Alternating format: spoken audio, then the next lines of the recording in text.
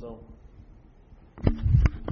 or as one psychiatrist in Chicago, when I was doing talks there a couple of years ago, this person came in who was from the program, and he said he knew this psychiatrist who wasn't an alcoholic, who had done his master's, his thesis on AA.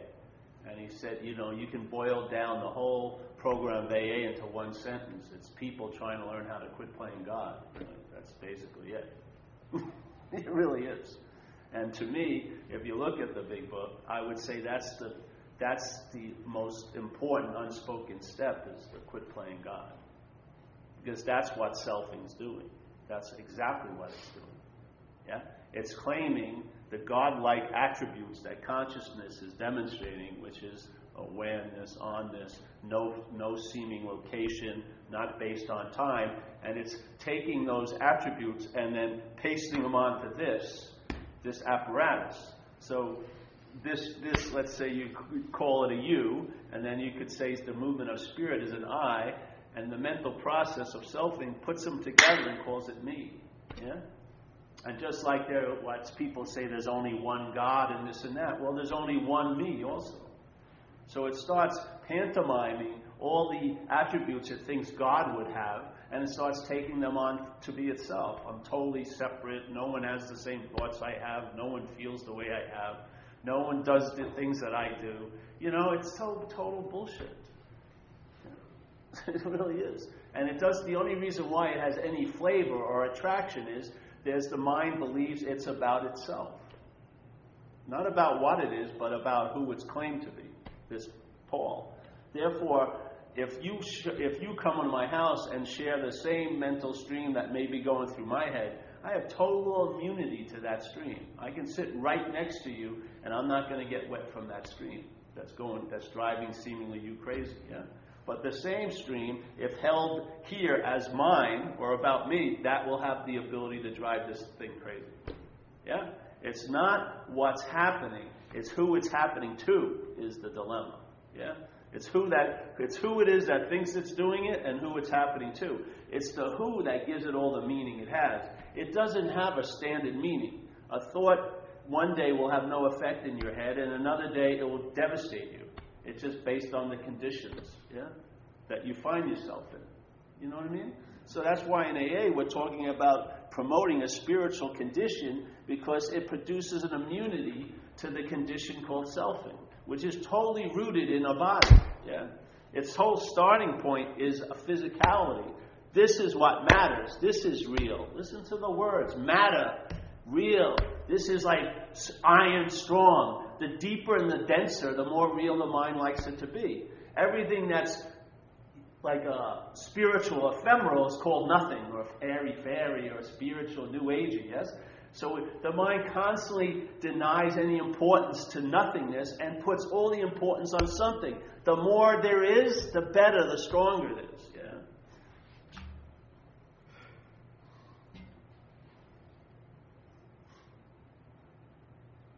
So we have a mental illness. That's what we have.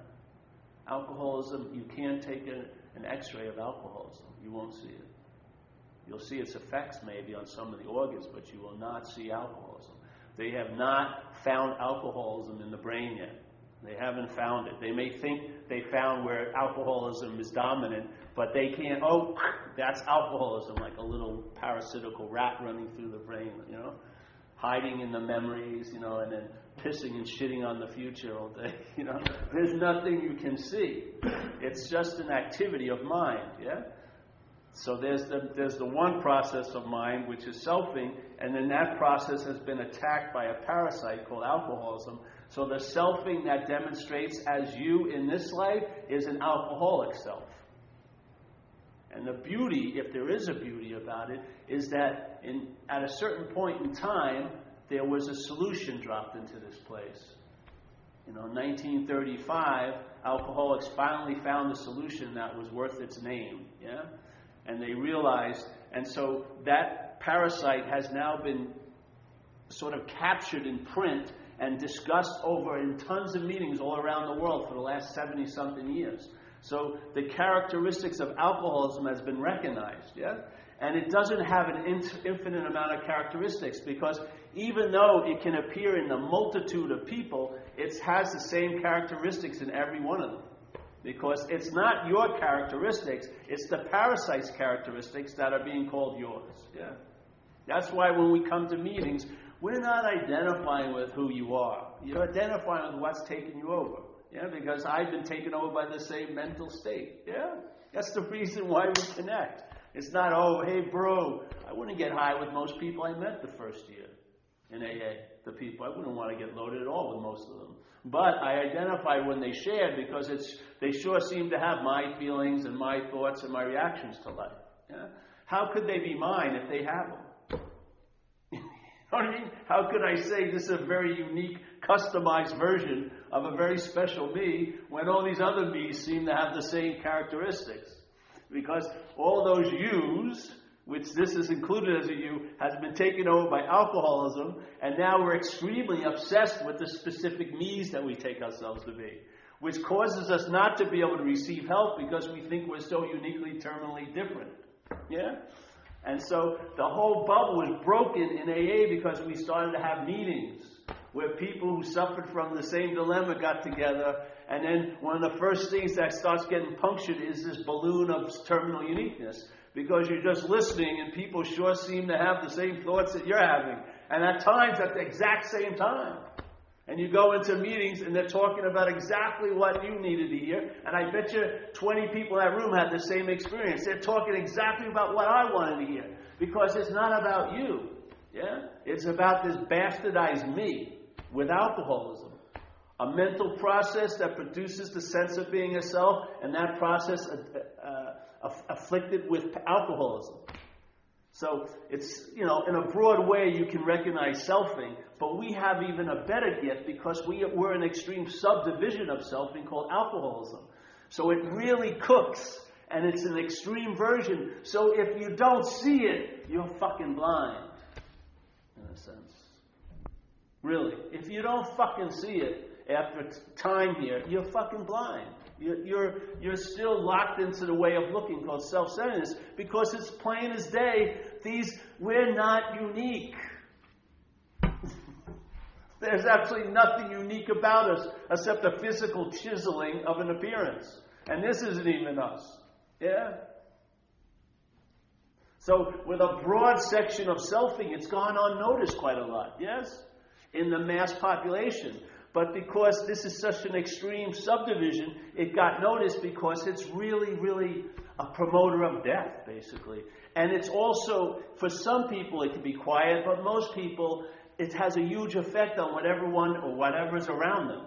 So alcoholism is just, it's like a thumb sticking out. It's a big fucking thumb that's very easy to notice if you have the eyes to see. Yeah? So the eyes to see, for me, come from the right diagnosis of the disease. If it's seen to be just obsession with self, that's a form of looking, because that it's self trying to get out of self. But if I'm not self, then I damn well know the best way, or the most incredible subtle way of being in self, is to try to get out of it. Then you escape from an imaginary problem. And to escape from an imaginary problem takes absolutely no time, because it's not a real problem that you have to drag yourself or climb yourself out of. There's just a recognition, I'm not that. And then what occurs? You'll know by its fruits. You'll see some damn fucking long-lasting relief finally. From what? The disease of alcoholism. From what? The real dilemma, which is selfing. So alcoholism lets you see the selfing in a clearer way, because it's like it paints its expression with a broad stroke, yeah?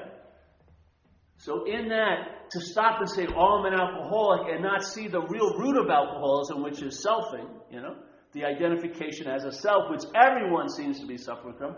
If you only take it one point and then try to become a better self, in a way, you shortchanged yourself in a way. If you would just expand the idea, I'm not that, well, I am also not that. So then self will not try to get out of self, and that's being out of self. Yeah. So we're trying to get over alcoholism, but you see, it's like one of those, it's like a glove within a glove within a glove. You take one glove off, and then you think the next glove is your hand. So you take the glove of alcoholism off, but the original glove of selfing is still there. It's when the second one gets taken off, and you actually feel, without an interpretive mediator, which is, let's say, I used to use this a long time ago when I did the talks in wherever that was, the dry time. It was this, if you're in a world, and the whole world, the only way you have an experience of that world was, it was a sense of feeling, yeah? You didn't have sight, you didn't have vision, you didn't have smell, yeah? You didn't have hearing, anything like that. All you had is one gateway to have an experience, and that was feeling, yeah? And so let's say, as you came into this place, very quickly, you grew into a glove, in a sense. So the hand, which is the apparatus that facilitates the feeling, is now muffled with the glove. And let's say the glove is coarse. Okay? So now it's in contact. It's seemingly in conscious contact, but there's something between it's what it is and what's being experienced, which is this coarse glove. Okay? Everything it feels, it basically feels in a way the same, because no matter how different the feelings would be, when they go through the glove, they sort of become the same old, same old. So let's say in this world they have a scripture about what heaven would be like. And in that heaven, you finally arrive at this incredibly large rose garden, and you walk around that rose garden and you feel the petals. And if you've ever felt the rose petal, it's damn fucking soft, yeah? Incredibly soft, experience. So there it's written poetically in the main scripture of this little world. And so now you're a devotee. You want to get that experience. You want to get the experience firsthand of that rose garden. So you go through whatever you go through to get to the garden. But every time you touch the petal, it feels coarse, right? Because the glove dominates the experience. Yeah? If the glove is coarse, no matter what experience it has, it's going to be the dominant interpretation of the experience. Hey, this ain't heaven. It's just like everything else I've ever touched. Yeah? But let's say it wants to have faith that it's heaven. So of course, because it doesn't have the translation of the experience of that extreme softness, it becomes fundamental. It becomes dogmatic. Now it's trying to make people wrong. No, you're wrong not feeling this. But it's never had the sense of what it really was like to feel the petal. Yeah? It's like an empty realization. But what would occur if it could entertain, hey, I'm not the glove? Yeah? If I'm not the glove, it can pull itself out of glove, just like it says in AA, you grew into fear. That presupposes that you can grow out of fear. Yeah? This is a dualistic movement here. So if one movement was to grow in, its opposite would be to grow out. Yeah? So here I grew into this glove, and now my whole life has been interpreted by this coarseness of this glove, even though what's moving the glove is the hand, what's facilitating everything is the hand, but the glove takes itself to be the glove. Yeah? That's the hand to this. Yeah? It takes itself, the glove, to be the hand. But let's say if that glove was lifted off and then you felt that rose petal, would you need to be dogmatic and fundamental about heaven? No, you'd be free range about heaven. You would have a realization, an unspoken yes, a done deal. You would become convinced. Yeah? And when you become convinced, the mind can stabilize. Yeah? And it stabilizes in the possibility that I'm not that. Yeah? I'm not that fucking thing. So no matter how many times everything that's ever felt is still interpreted by that glove, you realize you're still not that glove. Yeah? Yeah. So if self isn't what I am, and I believe self-identification as self is the root of the problem. That's the root of the problem. Maybe someone, who knows? People agree with that. I don't care. It's just an invitation. But I found out, like, if you have a cold and you think you have the flu, and you take a lot of flu medicine, you're not going to get total relief from the cold, are you? Because you've been misdiagnosed. Yeah? You don't have a fucking flu. You got the cold. Yeah? This is the point. Let's get the diagnosis correct. What is really the root of the suffering? Do you believe self would be fine if certain things, you didn't do certain things, and then you didn't have certain things, or you had some things you don't have? That's the biggest delusion of them all. It says it in the book. The main delusion is people, no matter how much life has demonstrated that any life run on self-will is not going to be successful, the delusion, the habit of delusion is, if I could only manage better. It's not that managing is wrong, I'm just not doing it good enough. Yeah? If I could only manage better, then everything would work out. The news is it won't. What's that? Incessant managing is playing God. Yeah? When you wake up in the morning and it tells you how the day's going to be, that ain't playing God. Have you ever noticed, have you ever gotten the card, if you're in a card game called life, have you ever gotten the 4 p.m. card at 8 a.m.? Have you ever received that card at 8 a.m. when it was meant to be, dealt at 4 p.m.? Have you? No. Never. Never. Yeah. Yet, at 8 p.m., you get the 8 p.m. card, the mind speculates about the whole game and says, oh, fucking, this is going to suck. Might as well fucking not even go. This is unbelievable. I'm a loser. I'll never win this game. Even if you have an ace, it'll be seen as a bad move. You know what I mean? This is playing God. Yes? That's what... How can you...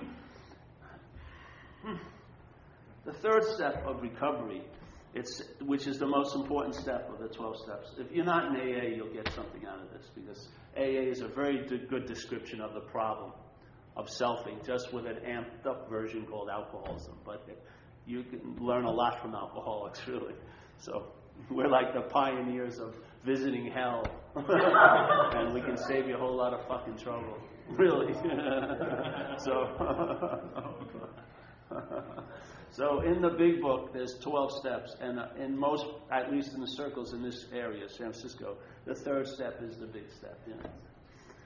To surrender, to turn one's will, life, and over to the care of a higher power. So a lot of people jump from 1 to 2 to 3.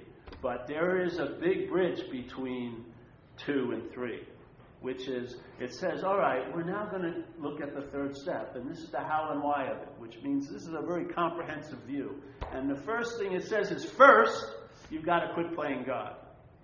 And it gives you an answer. Why? It doesn't fucking work. I added on to it, but it doesn't work. Yes? And then it says, next, in this drama of life, God's going to be the controller. And you don't have trouble with God if you take it to be a divine being outside yourself. The way we're talking, at least from here, is God is like the water for the fish, We're in this milieu, this space, that if you want to call it G-O-D, at least it's an indication of it. You can never name it because it's indescribable, but, Yeah. So it says, quit playing God, it doesn't work. And then it goes, next. So first, quit playing God. It doesn't work. Next. Now, a lot of people jump right to the next because they're obsessed. They're thinking the trouble is obsession with self. They don't realize that what's going to claim the third step is the problem. Yeah? You're going to be feeling like you're the one who did the third step. And therefore, many people have the experience that, okay, I did the third step, and now I'm going to try undoing it. I'm taking it back. This is too important that God had like medium growth, taking it back. So they go through this thing of surrendering and then taking it back, surrendering. This is all bullshit. What kind of God can you give something to and then take it back like it's a little kid with a candy bar? You know what I mean? There's a much weaker God than you. Yeah? Like Ramana Maharshi, this master in India, said, to know God is to be God. That is a beautiful, very concise statement of real knowledge. Our experience is to know God is to be a knower of God. Yeah? The emphasis is on you again. I'm the knower of God. Forget about God, really. It's the knower of God. Yeah? This is playing God. His form of knowledge is to know God is to be God. There's no knower of it, and therefore there's no one who doesn't know it. Yeah? It's being. And if your mind can just entertain, what that can become for you is an absolute. An absolute. Not based on circumstances and condition, not based on God playing, which will tell you you're getting closer to it, oh, you blew it, oh, you do this or that. All of that can arise. It doesn't have any adhesion unless you believe it. Yeah? You will not be adhesed. It's not what comes up that is the adhesive quality to the bondage of self. It's the feeling that it's about you is the bondage of self. Yeah? That feeling that it's you is the bondage of self. So here, let's say selfing is going on. Okay? And it has a product. The product is a feeling of being a self. Yeah? When that product gets produced, you feel like you were before the selfing. It plays with time. The process produces the product, but the product feels like it's doing the process. Yeah? The process of selfing produces a product, a feeling of being a self, but when you have the feeling of being a self, you feel like you were before the process.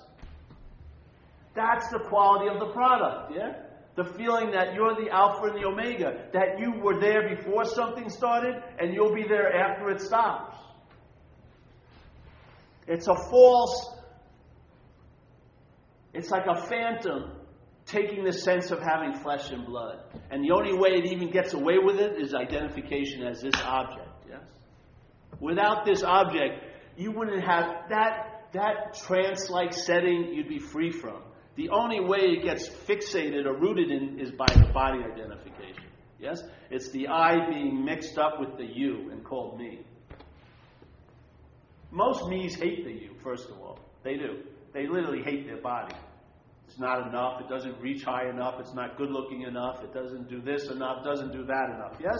The me is super pissed that it has to take on the limitations of the body. But it has no relevance whatsoever unless it has this thing to fixate on. So it's like a weird deal. It doesn't like it, but it can't leave it because therefore it would be seen not to be anything. Yeah?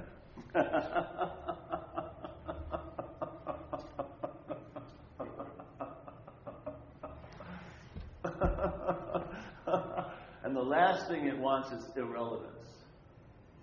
Selfing, that's its whole drive, is to be relevant. It wants to believe it has the power to affect. But all it can produce any effects in it is an appearance. Only this appearance can hurt this appearance. It's not touching a damn thing about the space that it's appearing in. Not one mark is left in the space that all of these appearances are appearing in. Not one. Not one imprint has ever taken hold on the space. No matter how heinous the act was that you thought you did, go home to where you did it. There won't be any imprint on the space of that area. There's the remembrance of Paul doing... No. Everything to that space is like a henna tattoo. It washes off. Nothing sticks. That's what your mind is like. Not the conditional mind, not that activity of a mental process, but mind, spaciousness, lit up awareness. Yeah, not locatable, not presented in time. Yeah, no spatialness about it, overriding it all. Yeah. Now you're on to something. Therefore, you do the steps because you're doing it for the you. You're not doing it for the spirit. The spirit doesn't need a 12-step program. The spirit needs to be freed from the bondage of self. And AA helps very much to separate the I and the you and take out the me. Yeah?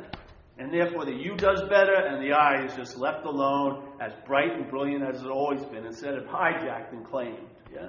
But the 12-step program are not to make you more spiritually fit. You are spirit. They're meant to take care of a mental disease called alcoholism that's having a huge effect on your emotions and your physicality, as is you. Yeah? But you're not doing it to produce a spiritual condition. You are a spiritual condition. Yeah? You are a spiritual condition. Maybe you'll have to seemingly do things to convince yourself, but you're not making the spiritual condition. You're just convincing yourself, because when I meditate, then I allow myself to feel that spiritual condition. But it's not producing the spiritual condition. The spiritual condition is there. It's prior to all the making and the subtracting and all like that. Your mind may play God with it and go, well, when I do this and this and this, then I feel really spiritual today. That's fucking playing God. Yeah? That's what you have to do. If you have to tide yourself out of this place, then do it, If you get convinced that you can be okay for a couple hours, you meditate away. Seriously, whatever works, use. But everything that works here is going to fail sooner or later. Because everything that works is dualistically going to unwork. Yeah? You can't escape the dualistic nature of this place. Yes? So every tool, if it's worth its salt, is to be put down sooner or later. So that the freedom, the inherent freedom of mind, gets to express itself. If it does it through tools, far out. But the tools aren't building anything, they're being used as a form of expression. And to make you aware of it. And make you aware of it until you realize you are the awareness of it. Yeah, so if something works for you, do it, But don't believe that it's you producing that effect, because the spiritual condition is not an effect. It's a state. It's already so. You're an effect. That's what you are, calling yourself a cause. Really. You're just one of millions of effects, but you're putting yourself in front of the whole line and calling you a cause. I am the Alpha and the Omega. Yes. So really the freedom is from the bondage of self. Yeah, that's what it's from. It's not the self getting free, because if any freedom that the self seems to think it gets is going to be used to bond it to the idea of being a self. That's what it does. Yeah?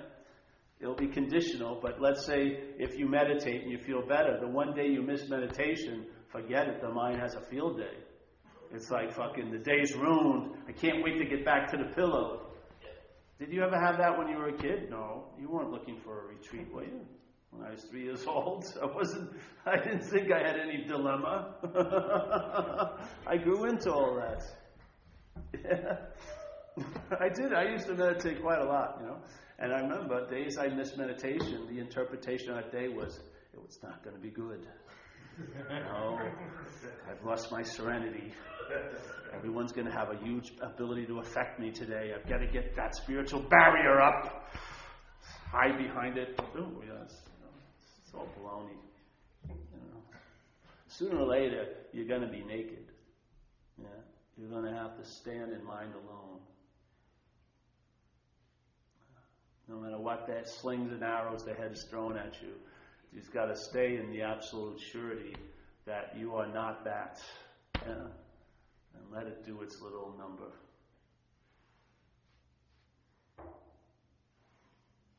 There's a lot of anchors that it provides, really. If you don't, that pause that we have situations that manipulate it, like meetings and everything like that, you can really live from that pause, You can live from there, where there's not a gut reaction often at all. There's just a seeing before there's a looking from. You see it cooking, but you don't end up looking from that, what's cooked, yeah? You see it. And therefore, all these giant explosions never get lit. They really don't. They just don't get lit. The mind may have to go through a lot because it likes the boredom that looks exciting. It does. It likes getting into drama. It likes to be special. It really wants to be relevant. It really, really does. But if you can go through that little phase, it could be a second, or it could be a couple months, who knows.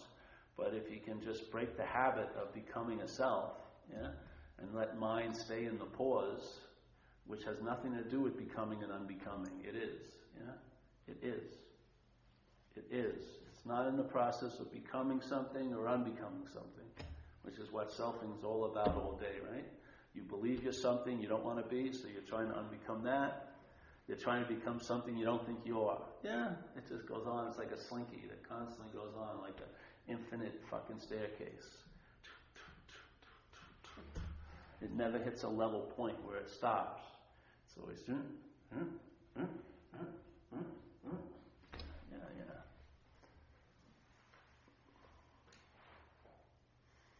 But when you stop, there's something continues. Get a sense of that. You sense it here.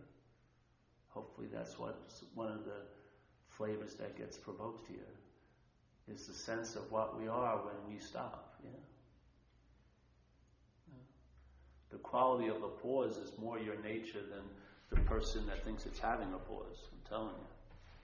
I would say that's a better reflection of the true mirror of life is pause than you having a pause. Because when you have a pause, you won't have a pause. That ain't the pause, really. The pause is just an infinite opportunity in time, really. You never know when it's going to become dominant, but it doesn't mean it wasn't there until it becomes dominant. It's just a field that's always available. Sometimes it just intersects and just stops the linear story of Paul. Other times you can entertain it, and sort of stay in it.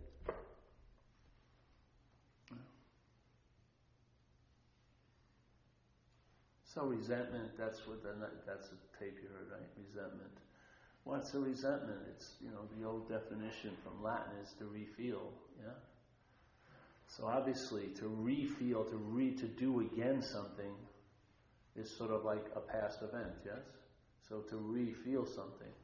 So if you really look at resentments, there may be 4 archetypical resentments maybe you have. I'm just using a number, but it's not a huge amount of number.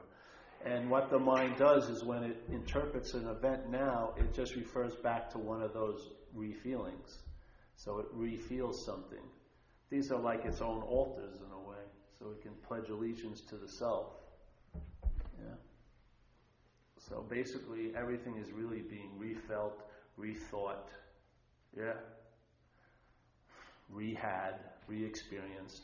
Everything is coming out of, it's all already, before you even seem to be you, it's been already interpreted for that you. Yeah. It's very, very quick. I was just reading this book on consciousness when we were away, and one of the things that I've shared here actually sort of got validated in the book in a way where we're on this little half-second time delay. And that, the sense of self's an illusion, it is for sure. But the time delay is, we have never really been here ever. If there's a feeling of you here, that you was never here when things were actually happening.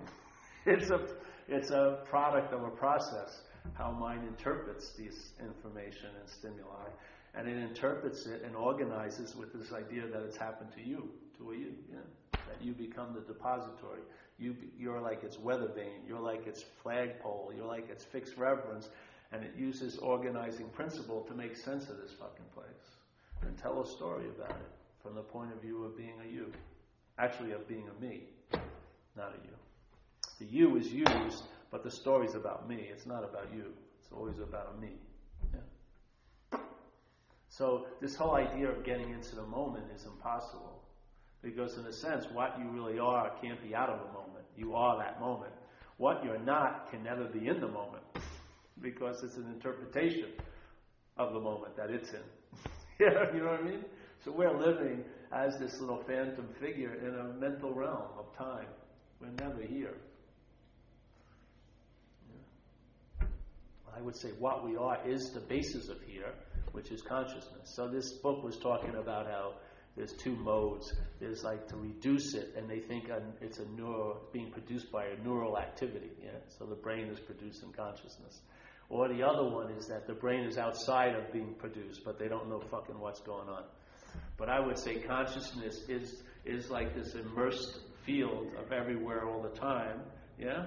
And that it's functioning through the apparatus. In other words, the apparatus facilitates it to have an event called this life, yeah? But it's not the apparatus that's producing consciousness. The consciousness can't be produced; it's moving through this apparatus, and the consciousness that will be expressed will be defined by the apparatus it's moving through, like an animal or a plant or a human. Yeah, so you would call it a plant consciousness, human consciousness, animal consciousness.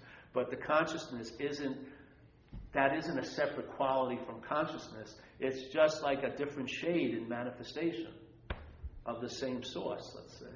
Yeah? But to believe that it's produced by the brain flips me out. Because it seems to be putting to me it's like really self-centeredness. To actually think what we're identified as is producing consciousness blows my mind. So it's just like the idea of, you ever see the movies when the person's dying and the other person's hanging over him saying, hey, you can't do this to me. You know what I mean? Like the person's death is an imposition to my story. This is self-centeredness, isn't it? What an arrogant thing. You can't even let the person die when it's being called on to die. No, you can't do this. We got the prom this weekend. No, I won't have a date. You know what I mean? It's unbelievable. We're so steeped in the arrogance of selfie, we don't even recognize how fucking absurdly deeply enmeshed it is in. Yeah, it's just going off constantly. So, if you want to look at the movement of selfing, it's claiming. That's its first movement, yes? So when the mental process is selfing, it claims everything else. So it claims the body, my body.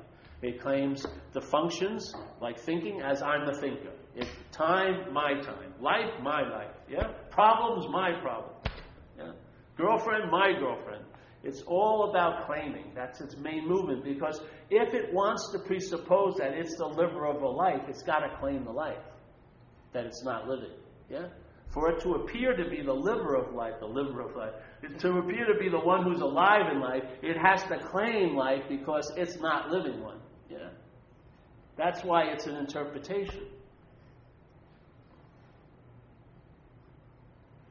The sense of being consciousness overrides that interpretation. That's why when that starts being entertained, you don't see life as happening to you as much anymore. You just see life as happening. Yeah? And it can be happening to a you, but that ain't me. That's the good news.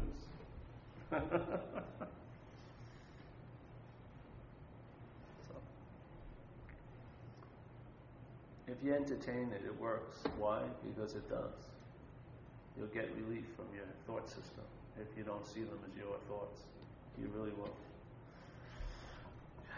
You'll get relief from problems when they're not your problems. Yeah, because it ain't the problems really. They come and go, don't they? It's the my that always seems to be the same. You know, maybe it's good to look over the bridge of my and see the me and see, because it's the me that's dumping all the meaning into the problems.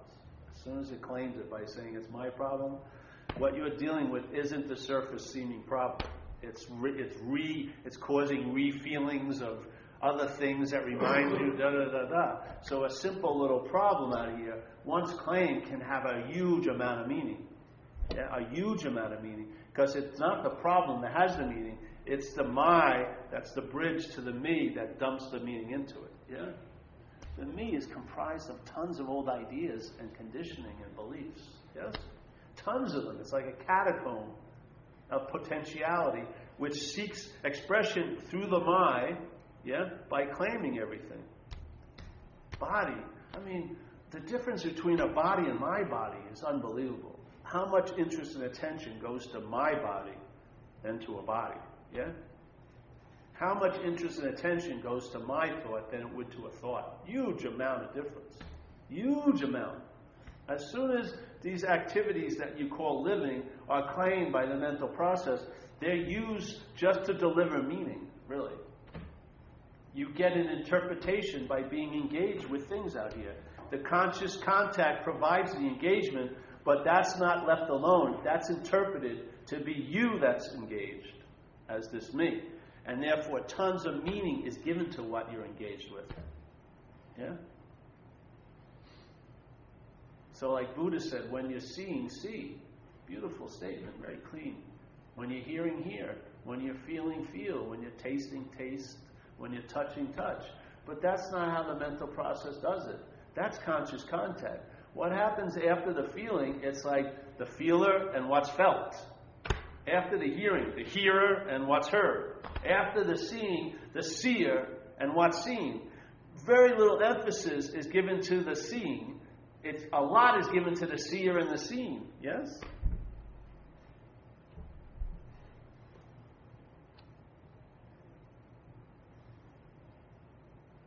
The freedom is in seeing. Freedom from what? The seer and the seen, really. get freed from the seer and the seen.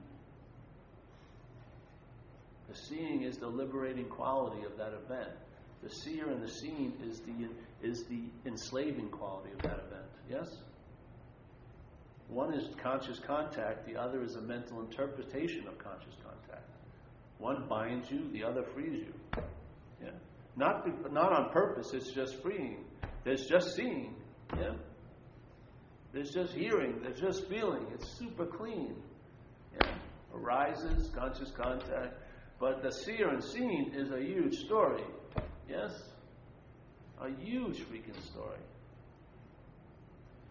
The scenes can lose meaning and gain meaning, but the seer constantly is the source of so much sucking in of attention and interest. Yeah? So what happens is when that interpretation overrides the conscious contact, we become seemingly unconscious. To what? The conscious contact. Once that's built, then everything and anything goes. Because now you're in what's not happening, and anything can happen there. Yeah? You can just, every day can be overridden and a story replaced it with a story, and your emphasis is on the story basically all day. You don't have any sense of being here whatsoever. Yeah. That's called a here, but it's a mental here. It's all made up of there and then, yeah? There's no freedom, there's no clarity of the moment, because the moment is bookended with past and future. So even if the moment seems really light, so much heaviness gets infused in it by past ideas. Oh, this isn't going to last. The future. When are they going to find out I'm a fraud? Whatever. Yes? It's always constantly injecting meaning into just a bare bone moment of seeing, let's say, or feeling, or being present. Will I be present later? How can I be more present? How can I be more in this moment? Give me a break. Why not just realize you can't be out of the moment, and you'll be in the moment as much as you possibly ever can be. Know how you're mostly in the moment is when you realize you can't be out of it. That's when you're really in the moment. I swear to God. More than any tricks of trying to get into the moment, and this is some sublime, very good tricks to really get in the moment. This beats them hands down, because it's an absolute. I can't be out of the moment. All right, that's done. Yeah? That impossibility is taken off the table. I can't fucking be out of the moment. So, all right, never to be visited again. I swear to God. And I tell you, that's a big chip in this game. And then the idea of getting out of self, and you see, go to groups that are in the process of getting out of self. They talk about self the most, but usually from self. So the problem talks about the solution all day. It gets nauseating. Yeah? And everyone sort of claps deep down about the problem. So if someone says, oh, I felt really, really light, but I'm still an asshole. Still an asshole. I really liked your share. Watch it. See it. It's like pledging allegiance all freaking day to the thing that we're saying we want to get out of. Jeez, you can't serve two masters at the same time, like Jesus said. You can't serve two masters at the same time. You can't serve self and you can't serve spirit at the same time. Because if you do it at the same time, it'll be self practicing spirit. Yes? Self will be the doer of the spirit. That's the greatest way to hide spirit.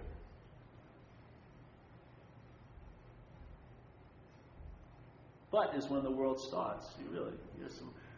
The light was really, we had it at Berkeley a couple of times. The person was sharing, oh, I can really be here today, but how will I be doing? I said, why not just stay here then, all right? If you believe you can be here tonight, let's be here tonight.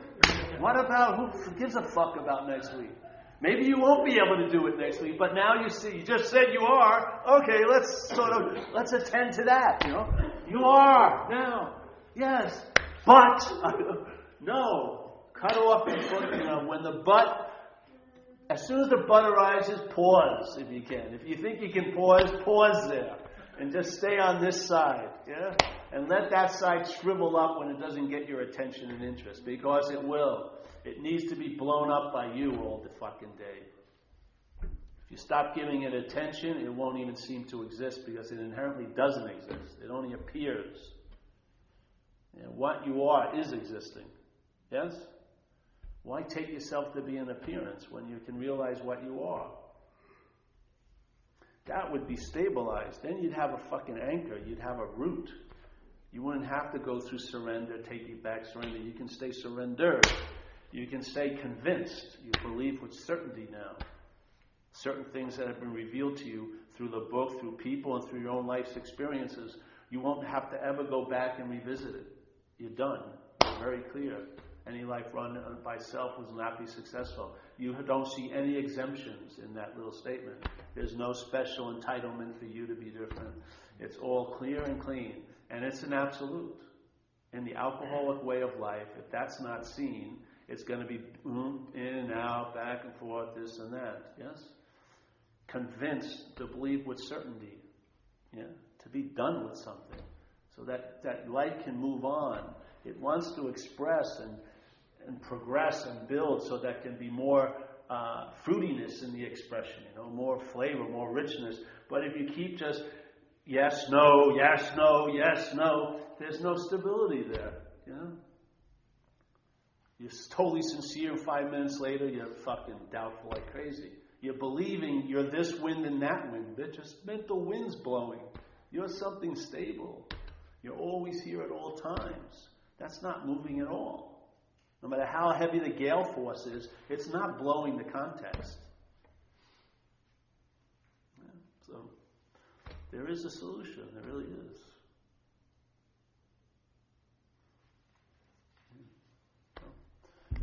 Any questions tonight?